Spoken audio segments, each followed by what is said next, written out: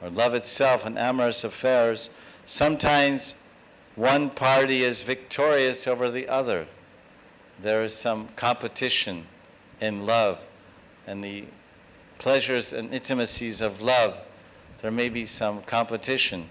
So one party, the lover or the beloved, may be victorious or conquer the other party in loving dealings.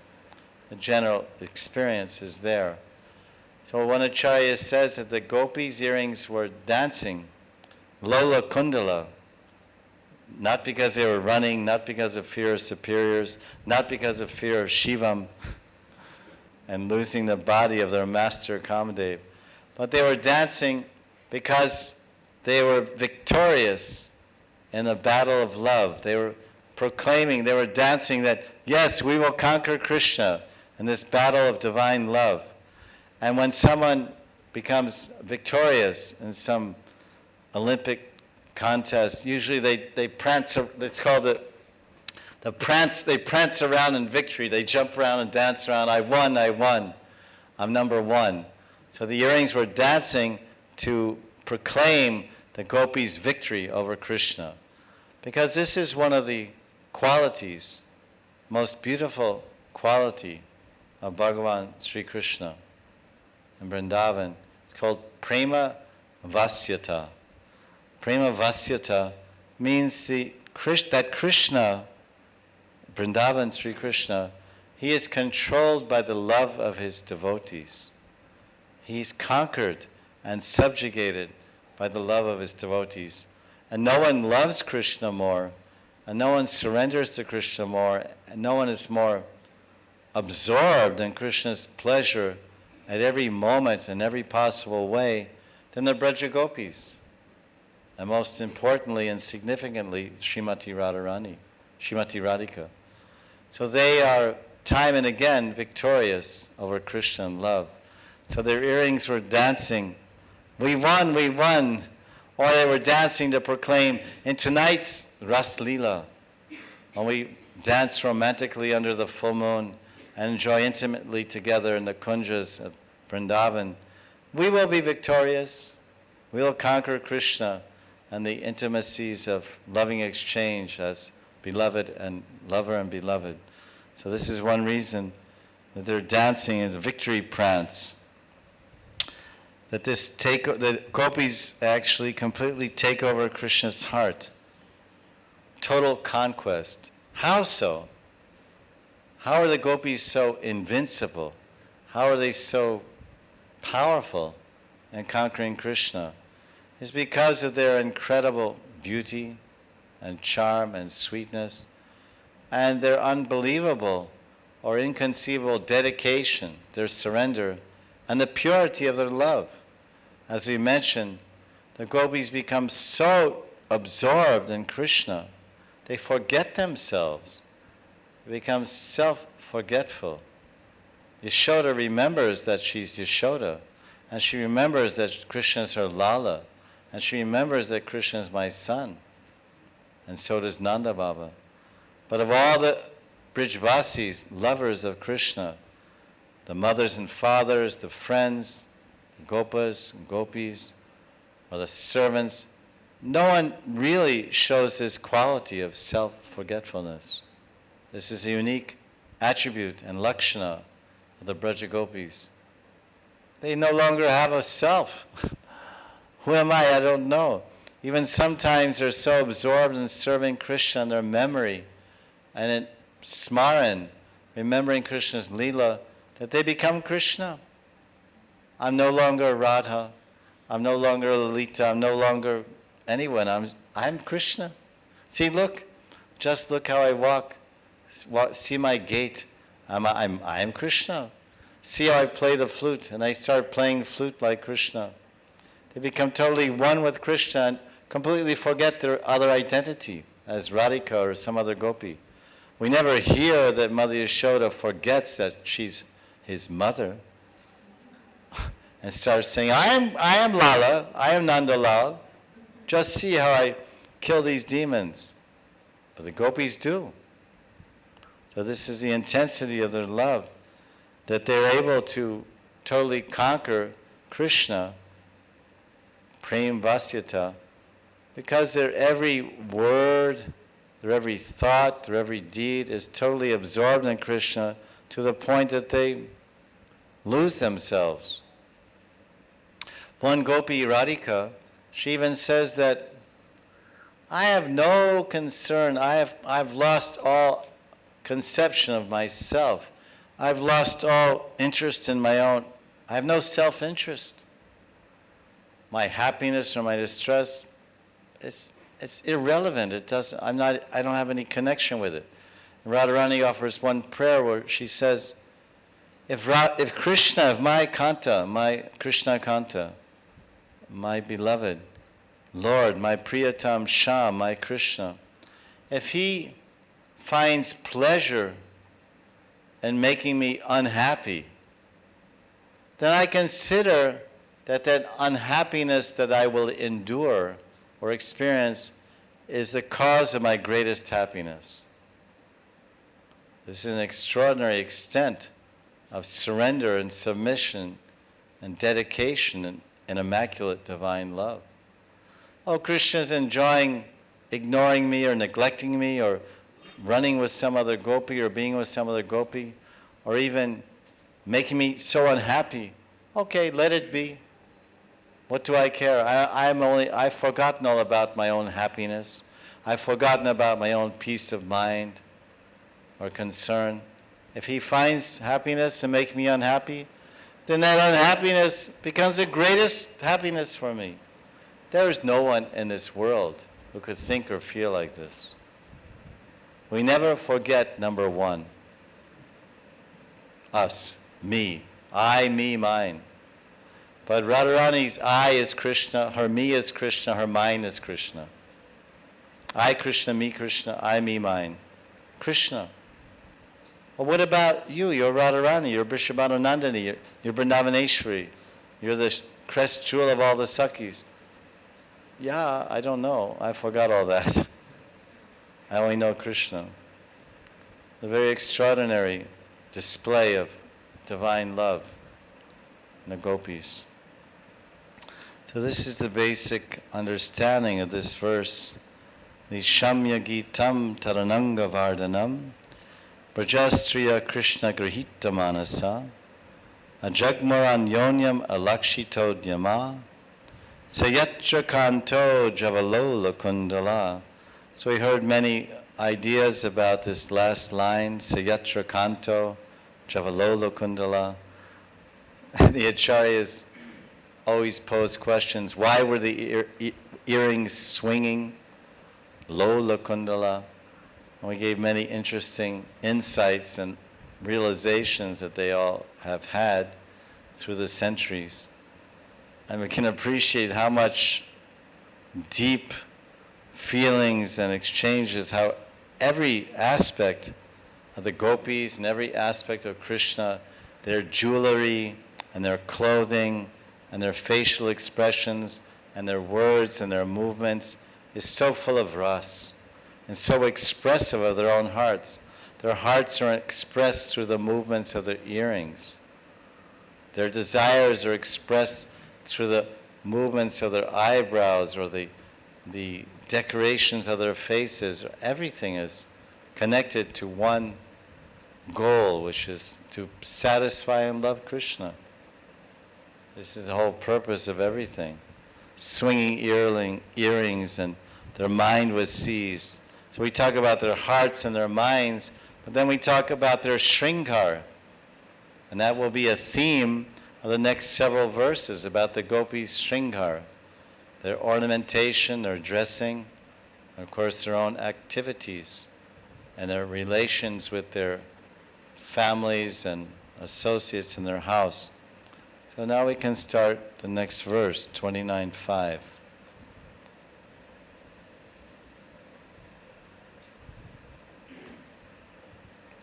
It's a new verse, 29:5, and this 5, 6, and 7 is kind of a flashback. Because we've heard in verse number 4, they're running down the footpath. They left their homes to meet Krishna. And now Shukadeva Goswami changes the setting. They're not on the footpaths and gullies going to Vamshivat. They're back in their houses. It's a shift in the setting, a shift in the scene. Because in verse 29, 5, 6, and 7, even 8, Shukadeva and Vyasadeva are showing to what extent the gopis were involved in their household lives, to what extent they were attached and absorbed. What did they give up? What did they run away from?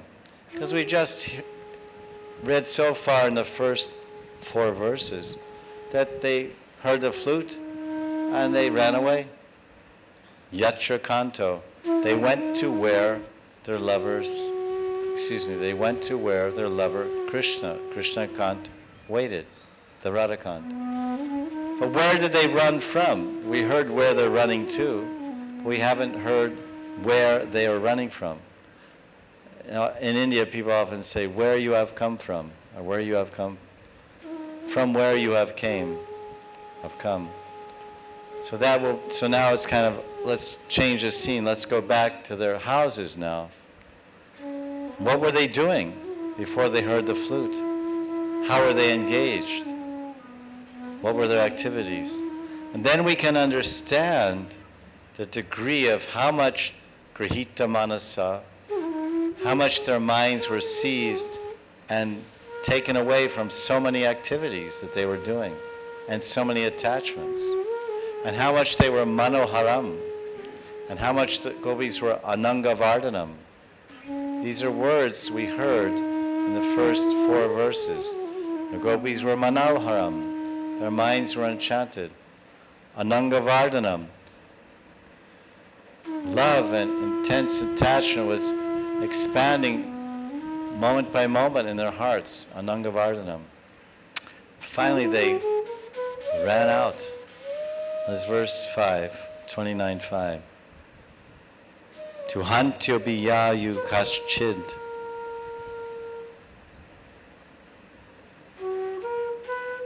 Tu hantyo biyayu kaschid. Doham hitva samutsuka. Payo deshritya samyavam. Anujvasya parayayu. The translation. Back in their houses before they ran away, some of the gopis were milking cows when they heard Krishna's flute. They stopped milking the cows and went off to meet Krishna in the forest in the middle of the night. Some gopis left milk curdling on the stove, and others left cakes burning in the oven. My Gurudev's translation. Some gopis were engaged in milking cows, but they left their milking business half finished. They didn't even finish milking the cow, and they immediately ran off to Krishna. One gopi had collected milk and put it in a milk pan to boil. She did not care whether the milk overboiled and spilled on the stove. She immediately went to see Krishna.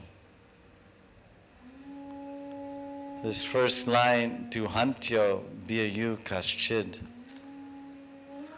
They were in the middle of milking cows. Toham hitva samutsuka. Utsuka. Some utsuka. Great eagerness. Utsuka, eagerness. But some utsuka means they were completely eager, so overwhelmed in eagerness, so impatient, they could drop everything to run to Krishna.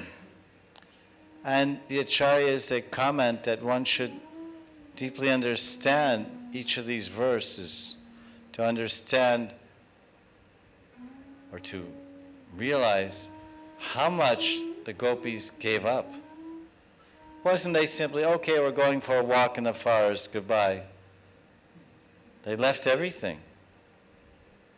So they say that when we're talking about this doham hitwa, hitwa means they dropped their milking business and they ran away.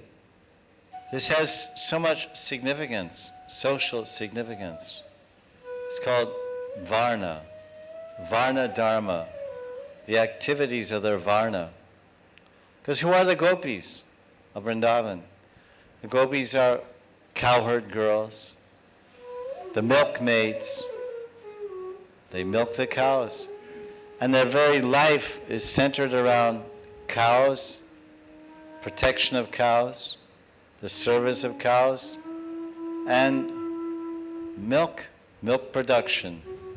They collect the milk, they produce ghee, they produce butter, then they trade. It's the means of trade and barter.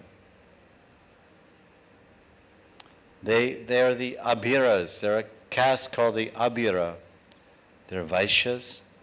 And this is their livelihood. Without cows, without milking the cows, because that's the whole point here. This whole verse is about cows. They're collecting milk, they stop milking the cows. So their duty, their whole life, and their varna karam, their social class, their work of their class is this class, the caretakers of the cows. So they stop that work, then they stop their society, they stop their whole social position. So this verse talks about varna dharma. And it's not so easy to give up your whole profession. Just imagine. Taking care of cows, producing milk and butter and ghee is their profession. We say, oh, what is your profession? Oh, I'm an engineer, I'm a doctor, I work in advertising, I work in commerce or government service. That's your profession. I'm a doctor. So to give up your profession and run to God, is it so easy? Can anyone give up their profession and run to God? Not now. When I retire from my profession, I will think about God, possibly. The gopis were not old. They were not retired. They were just married. They were the Gopavadu. They were the young married brides of the cowherd men. They were teenagers, practically. It's not the time to retire and give up your profession. But they did, because of Krishna, his attraction, his love, the proposal, the hope, the excitement. This is the power of God. So the acharyas say that this has such significance because the whole basis of Vedic culture, the original Indian culture, is based on our social duties and our ashram duties. We have duties and activities in our varna and our ashram. Our varna is our profession.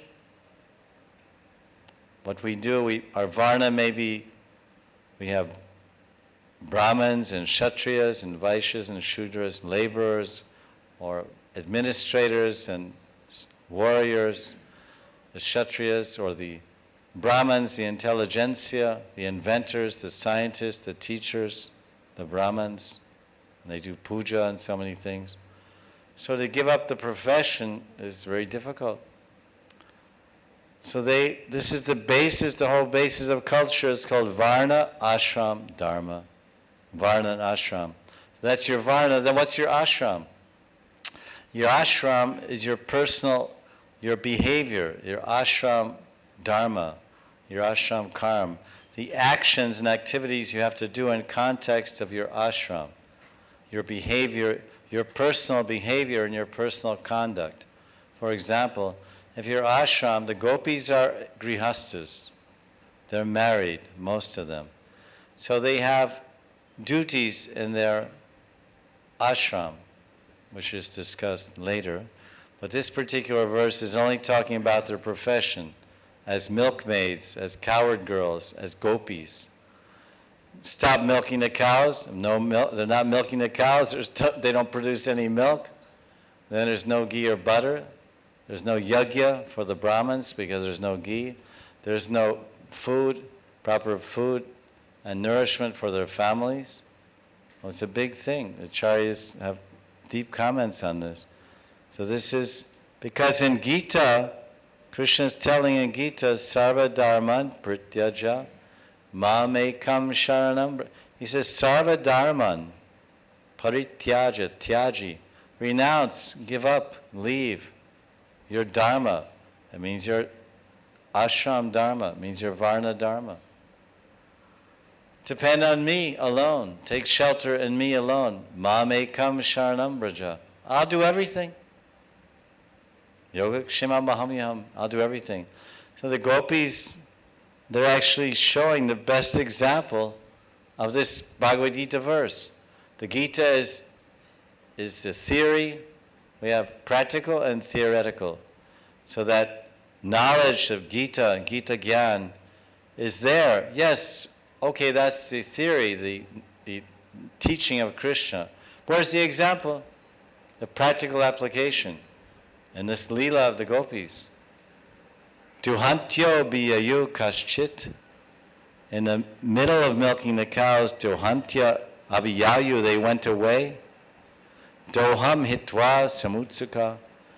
They were milking the cows, they abandoned and they hitwa, they dropped it. How? Because samutsuka, utsaha. Utsaha means enthusiasm in Sanskrit. Utsaha means enthusiasm. Utsaha means excitement, enthusiasm, and utsuka means eagerness. Eagerness and enthusiasm. So the gopis, because of they received Krishna's love, they got connection with Krishna, acceptance by Krishna, invitation by Krishna. They became so enthusiastic and they became so eager and enthusiastic to run to God and give up everything. Not so easy. We're all so attached. We're all very far from tyag or renunciation. It comes in steps, gradually. But this is probably the best example anyone will find in Shastra of someone who most perfectly, the Gopis of Vrindavan in the Ras Leela, they most perfectly exemplify the Bhagavad Gita. Sarva Dharman. Dharman means Varna Dharma and Ashram Dharma. So this is being told here. So it represents the neglect of their duties.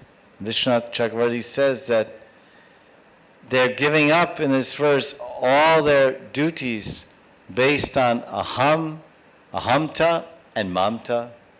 They're giving up, the gopis of Vrindavan, Brajastriya, they're giving up all their duties and actions and activities based on I am, aham, and mamta, I and mine. I and mine. I am the wife in this family, and my duty is this, to milk cows and boil milk and make ghee and all these things. So they gave up all that. Because ultimately, janasya mohoya mahamameti, the jana, we people in this world, were victimized by our misconceptions of I and mine. We identify I am the body, I am this and that, and mine is this world, and mine are these possessions. And the gopis thought, I am not this family, I am not this wife, I am not this gopi, I am not this cowherd girl. I am Krishna's servant, I am Krishna's beloved, and my kanta is calling me. So yatra kanto javalola kundala, and I have to go where my lover is, at Vamshivat. Wherever God is, I have to go to him. As I said, people in India would go to Rishikesh, Go to the Himalayas. God is there. Rishis go there to find God. Or go to the forest. Dhruva Maharaj's mother told him to go to the forest to find God. Usually go to some secluded place, some sattvic place to find God. They went to Vamshivat. It's also a forest of Vrindavan. Very thick forest. So the verse is describing this whole point, that this is the very cornerstone of married life. The very cornerstone of married life is duty. The husband has his duty to the wife has duties, and the gopis are apparently giving up their duty. Not that we're advocating giving up the duty, but this is what's being shown here, and the ultimate expression of divine love, the ultimate teaching. Because sometime in some life, at some junction in our life, we have to give everything to God. Sarva Dharman Prityaja. Every Indian, so many Indians, cultured Indians, educated Indians, know this verse, but to realize it and to follow the tenor of this verse, very difficult. Or later on when I'm old, or later on after I retire, after I make my money, after I get my name and fame, after I get all the things I have to get, then I'll work on this Sarva Dharman program. So, it's like this. So this verse, there's a very nice point about, it seems on the onset, you look at it, well, they're milking cows, and they heard the flute, they stopped milking, they were boiling milk and milking cows, and they ran off. Okay, so what? So I sometimes boil milk, and I get a call on my cell phone, and I run off to answer my cell phone and turn the stove off. I'm milking cows. I suppose nowadays even the farmers, when they're milking the cows, they stop milking and answer the cell phone in the middle of milking the cow. But it's not very good. The cow doesn't like that. She becomes unhappy. So on one level it seems very simplistic or superficial, but it's just these 2 points here about Bhakti Nityasira Akshaya Avyay Premamaya Bhagavata Krishnera Shriyanga Tahate Kaina Jata Gopya Krishneranga Vandeham Shiguro Shriyuta Parakamalam Shigurun Vaishnavamscha Shirupam Sagrajatam Sahagana Ragnatan Vitam Tam Sajivam Sadvaitam Savadutam Parijana Sahitam Krishna Chaitanya Devam Shri Radha Krishna Padan Sahagana Lalita Shri Vishakanvitam Scha Namo Vishnu Padaya Krishna Prastaya Bhutale Shrimate Bhakti Vedanta Swaminiti Namane Namaste Saraswati Devi Gauravani Pracharane Nirvashesha Shunyavadi Paschatya Deshat Rara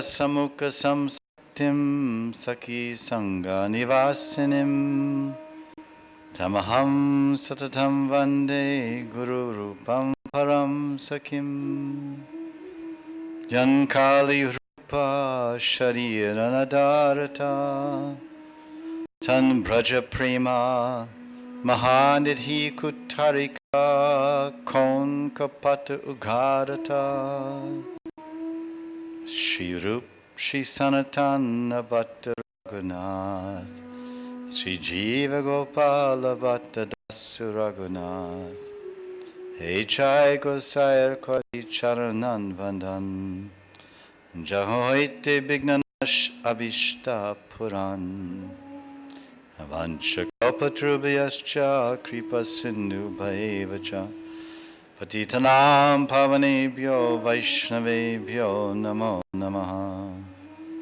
Ananda lila maya vigrahaya Hemavadivyachcha visundaraya Tasmei mahapremarasa pradaya Chaitanya Chandraya namo namaste.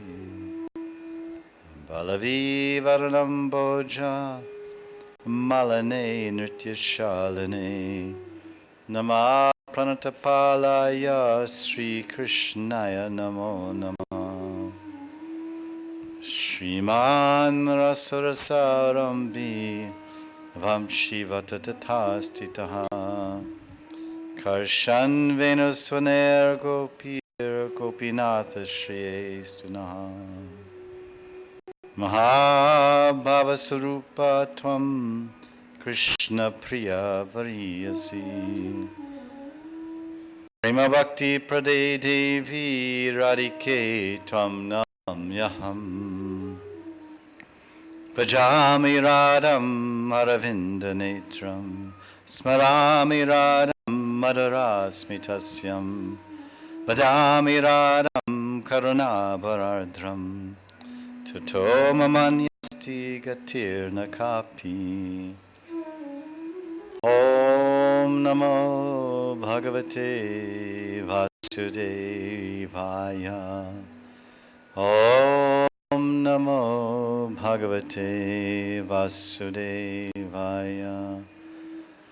Om Namo Bhagavate Vasudevaya. Shrimad Bhagavatam Mahapurana ki jai, jai jai Shri Radhe Giriraj Dharana ki jai. A reading from Ras Leela, chapter 29, verse 4. Brajastriya Krishna Grihita Manasa. We're discussing the sweetness of Krishna yesterday by speaking the Madhurastakam by Shripad Vallabhacharya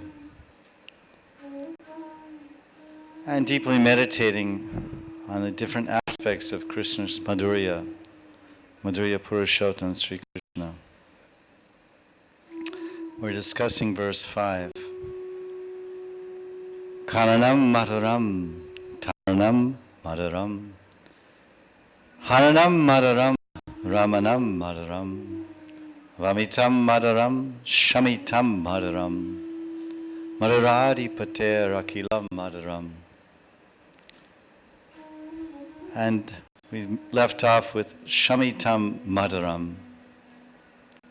At Vamitam Madhuram, Krishna's yawning, even in the morning when he wakes up in Nandagan and stretches his arms and hands and legs. And he yawns. It's very beautiful, Vamitam.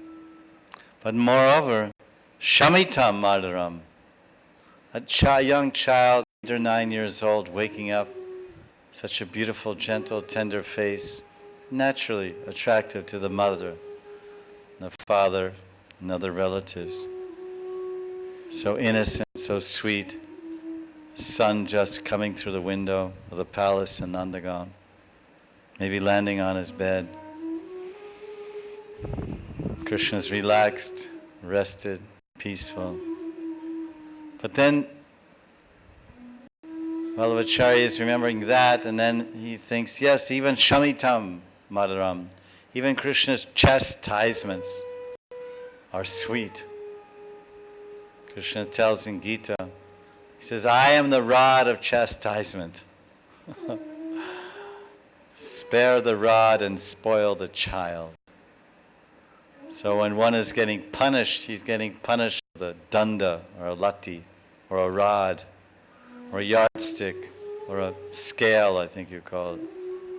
12 inches called a scale. A scale.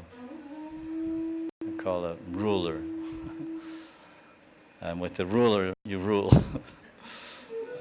So then, a spanking, a slapping, So even Krishna's chastisements are sweet because they reform us, they correct us, they improve us, and bring us to the point of perfection. A mother scolds her child, she pulls his ear, chastises him. Famous posters of Yashoda pulling Lala's ear with her finger like this, threatening him. Don't steal butter anymore. Krishna has a penchant for stealing. He likes it. We already read that he steals hearts. So this is also sweet, whether Krishna embraces you or slaps you, whether Krishna gives you a raise in pay or fires you from your job, that Krishna brings you a windfall or Krishna takes everything. It's all very sweet. If you see Krishna's hand in everything, ultimately God is a sweet protector. God is a sweet protector and the merciful provider. And He's always in the background supporting and providing everything for us. How can He do anything harmful or anything bad? God is good. So His rewards are good, His punishment is good. Not only good, but sweet. Madaram. Madaram. So text 6.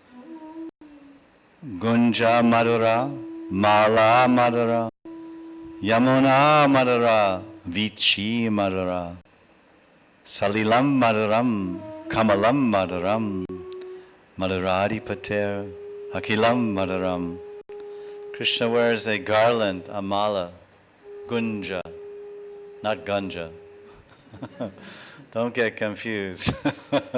Ganja is something different. Shiva followers partake in that object, herb. But gunja, G-U-N-J-A, is a wild berry that grows in the jungle, open areas, near goshalas, etc. And very, very small, about this big. And it's white in color, some are white, and most of them are bright red and black. So you see these malas or necklaces, they're mentioned often in the Shastras describing Krishna's alankara and Shringar in Vrindavan. It's not very costly. It's a wild berry that's free for the taking. It's not like gems and jewels, which are also available in nature, but they're very valuable and in big demand. Precious gems. This is a weed, a bush, a shrub. And this seed is not edible, it's poisonous. If you eat them, you'll haribol. But they have a lot of meaning. Krishna's friends, they string these gunja malas and they offer to Krishna. Krishna's gopis, they string these malas in the forest when they're biding their time and waiting for Krishna to come. And when Krishna sees this gunja berry or mala, little seed, gunja bija, then it becomes an udipan, an excitant, a stimulant to his loving memory of Radharani. Because it's a round, almost oblong berry, gunja berry, mostly red with some black. So the black and red is Sham and Radha. The red is the intense loving mood and feelings of Radharani's heart, her anurag, prem anurag. And then the Sham, that is Krishna's color. So when Krishna wears it, he remembers Radharani's love, and Radharani's love is surrounding his neck. And he feels so happy. And sometimes when Krishna is dancing in the Ras Leela, which we're reading about, and then Radharani dances in a very expert way for Krishna's pleasure. Gopis are playing musical instruments, and Radharani dances a solo dance, a feminine dance, Halisaka dance or Lasya dance. And Krishna is very happy. He claps. Acha. And then to show his satisfaction with Radharani's dance performance, then Krishna takes his Gunjamala and places on Radharani's neck. When you see in Vrindavan, oftentimes in the ISKCON temple, Radhesham, Ramanreti, the deities of Radhesham, they're wearing these long, long Gunjamalas. Very beautiful, very rasic. So this mala is so prized. When Krishna leaves his house, he's a prince, the Yuvaraj, the only son of Nanda Maharaj, the king of Vrindavan. And his mother adorns him like a king's son with pearl necklaces and ruby necklaces and diamond necklaces. So many wonderful necklaces. And then when Krishna goes to the forest, his friends say, "Oh, Lala, look, we have a Gunjamala for you." "Oh, yes, very good." And he takes off the Hira Mala, and he takes off the Markata Mala, emerald necklace, and he takes off the Padma Mala, the ruby necklace, and he puts on the Gunja Mala, the Gunja berries. He likes too much. Because this is Krishna's Nara Leela, his forest pastimes. He likes everything of the forest. The fruits, the leaves. He decorates his top knot and his hair with leaves and feathers, peacock feathers and leaves and flowers and seeds and berries and mineral. He takes the earth, the different colored minerals from Govardhan, the gray and the brown and reddish and yellow and saffron, all different colors, and puts on his face. Dirt on his face, and he decorates and looks so attractive, so beautiful. Designs and dots. As you see the deities in Vrindavan, they're painted in so many elaborate, beautiful ways. Radha Damodar, especially Radha Shamsundar in Vrindavan. They're famous for very elaborate painting. And our deities also Radha Sham. But this whole art started long ago, hundreds of years ago. With Radha Damodar, first Radha Shamsundar, and then Radha Damodar. And then ISKCON has followed the example. Very, very beautiful. So Krishna, the lowliest of things, can be worshipped and accepted by God if it's offered with love. Madhuram. Madhuram means Madhurya Ras. Gunja Madhuram. Madhuram means sweet love. Madhuram means intimate feelings of submission and attachment. And that's what Krishna says in Gita. If you offer me with your madhuram, with your sweetness, even a leaf, he says that, patram pushpam phalam toyam. Because the boys in Vrindavan, they offer Krishna leaves. Krishna, here's some leaves. And Krishna folds the leaf in a certain way and makes a pipe. It's called pan pipe. And it can make different sounds on it, like a whistle. And sometimes he takes leaves and puts in his hair, as I mentioned. Because it's the sweetness, the exchange. The peacocks dance, and they drop a feather to worship Krishna with their feather. And Krishna takes it and honors their offering, putting it on his head. Morpunk. Gunja Madhuram. Gunja Madhura, Mala Madhura. Krishna's garland is very sweet. The famous Vaijayanti Mala, 5 different flowers from the forest, each with beautiful fragrances. 5 flowers, 5 fragrances. All intoxicating, all attractive, all beautiful. And if someone receives a mala prasad, Krishna's malya prasad, then he becomes sweet also. Says in Nectar Devotion, Bhakti Rasamrita Sindhu, if someone gets the mala madhura, the sweet garland of Krishna, then the bitterness of disease is removed. Disease or difficulty or suffering as a type of bitterness in one's life. So when one wears the mala, prasadi mala of Thakurji, Rupa Goswami says that that mala removes disease because it's a fragrance of Krishna. It's a touch of Krishna. The mala touched Krishna. The mala is carrying the fragrance of Krishna's body. Now it's adorning our body. So then we become spiritualized by the touch and contact of Krishna. We become sweet. Mala madhura. The Krishna's garland is sweet to smell, sweet to see, sweet to touch. And what makes Krishna's mala madhura? The color, the rang, the sparsha, the gandha, the fragrance, but something more. What is the sweetness inside the mala? What is the sweetness inside the mala that Vallabhacharya is appreciating? Mala madhura. The madhura, the sweetness inside Krishna's mala is Radharani. How so? How Radharani entered the mala? Radharani is a Stri Rup, Brajastriya, and the flower is Pushpa Rup, full Rup, like this. Radharani's like this. Because Radharani, with her own beautiful, delicate, dainty hands, she strung that Vaijayanti mala for Krishna that morning.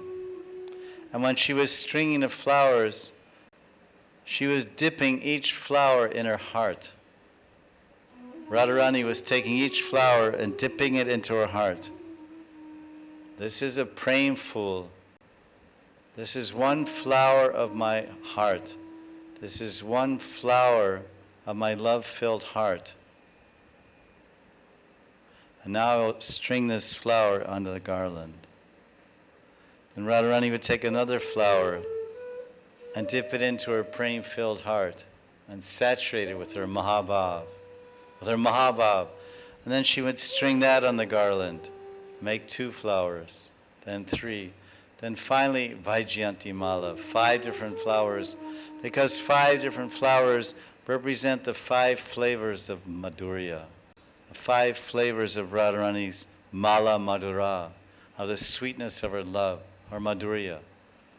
So that Mala Madhura becomes a Madhurya Ras Mala. You buy a mala from the Mali, it's some Bela flower, Gulab Kadam, but it's not a Prem, it's not a Mahabhav mala. The sweetest flavor in love is Mahabhav, and Radharani is the Swarupini of Mahabhav. She's the very form of Mahabhav, and when she touches something with her hands, then that